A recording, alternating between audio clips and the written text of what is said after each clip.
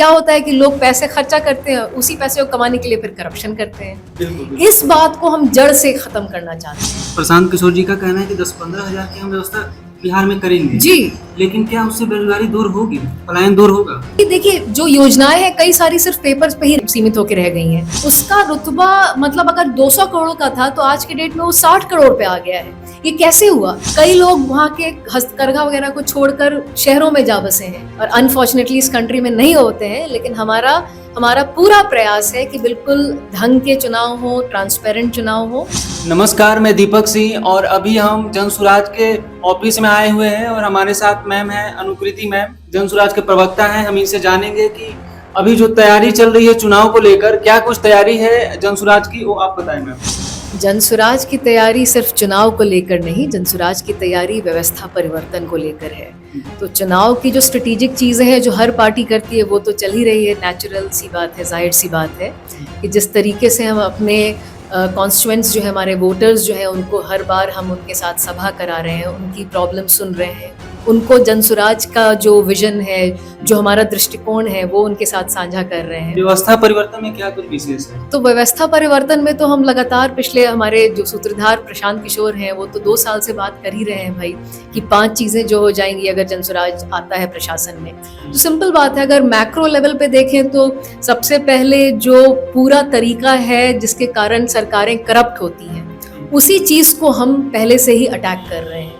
हमारे यहाँ जो भी उम्मीदवार खड़े हो रहे हैं उनको बोला गया है कि आपको पैसों को लेकर चुनाव लड़ने के लिए आना है, ये मत सोचिए। क्योंकि क्या होता है कि लोग पैसे खर्चा करते हैं, उसी पैसे को कमाने के लिए फिर करप्शन करते हैं। इस बात को हम जड़ से खत्म करना चाहते हैं। तो जी, तो इसीलिए जो भी है हमारा जो चुनाव है बहुत ही स्ट्रेट फॉरवर्ड होने वाला है, जैसे चुनाव होने चाहिए और अनफॉर्चुनेटली इस कंट्री में नहीं होते हैं। लेकिन हमारा पूरा प्रयास है कि बिल्कुल ढंग के चुनाव हो, ट्रांसपेरेंट चुनाव हो।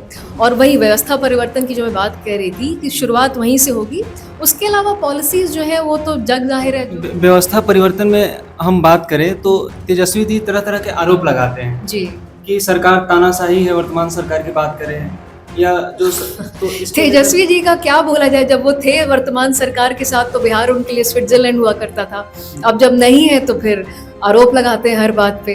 तो अब पता नहीं ऐसे अस्थिर और क्या बोला जाए, मतलब सिर्फ नीतीश कुमार जी ही नहीं इधर उधर जाते हैं, ये सारे लोग इधर उधर जाने वाले हैं। उन लोगों की बात को सीरियसली नहीं लेते। बेरोजगारी जो सबसे बड़ी समस्या है बिहार के, तो इसे कैसे बदला जाए? जनसुराज की क्या मतलब है? जी, जनसुराज लगातार इस बात पे बात कर रही है। इनफैक्ट पलायन का पूरा जो मुद्दा है वो हम बेरोजगारी वगैरह से ही जोड़ रहे हैं कि भाई जो यहाँ पे रोजगार पैदा होगा वो सिर्फ 1 या 2 फैक्ट्री लगा के नहीं पैदा करने की जरूरत है।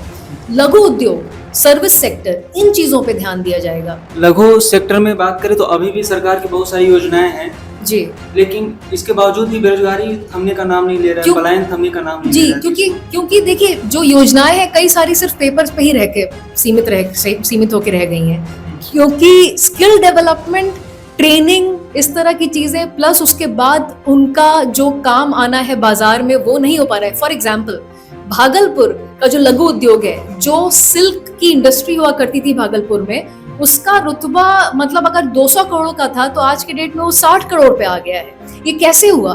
क्योंकि कहीं ना कहीं से वहाँ के हस्तकला को, हस्तकरघा को खराब किया गया है। स्टेप बाय स्टेप उस पर ध्यान नहीं दिया गया है। वहाँ पे एक स्किल डेवलपमेंट यूनिवर्सिटी भी एस्टैब्लिश होने वाली थी, वो नहीं हुई।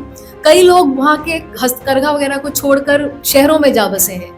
तो इन चीजों को खत्म करने की जरूरत है और इस तरह के लघु उद्योग की बात हो रही है जो हमारे बिहार में ऑलरेडी मौजूद है। हमको कहीं और से लेकर आने की जरूरत नहीं है। ऑलरेडी हमारे पास काफी सारी हस्तकरघा। तो इससे मतलब बेरोजगारी जो है समाप्त हो सकती है लघु उद्योग से, ऐसा आपको लगता है? कई हद तक बेरोजगारी पे प्रहार तो हो ही सकता है। समाप्त होने में तो नेचुरली जो समय लगना है वो लगेगा ही।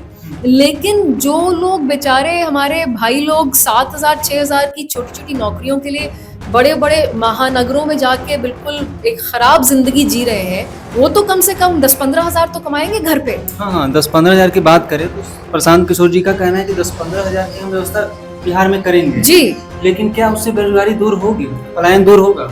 पलायन और बेरोजगारी दोनों धीमे धीमे बिल्कुल दूर होगी। क्योंकि एक स्टेप तो लेगा आदमी ना, उस स्टेप को लेने के बाद फिर आगे मंजिल की तरफ बढ़ेगा।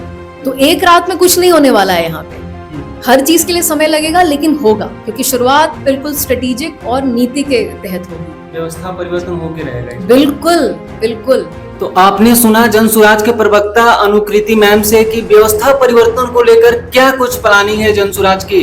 इन्होंने काफी कुछ कहा, बेरोजगारी पर भी कहा कि बेरोजगारी को दूर कैसे किया जाए, इनका क्या स्ट्रेटेजिक है, और ग्राउंड लेवल पे जो तैयारी है चुनाव को लेकर, किस तरह से इनका जो पलायन रोकने का है या फिर जो कानून व्यवस्था है उसको बदलने की क्या तैयारी है, या इसको लेकर जो मैम ने कहा आपने जाना। इसी के साथ मैं दीपक आपसे विदा लेता हूँ। नमस्कार, जय हिंद।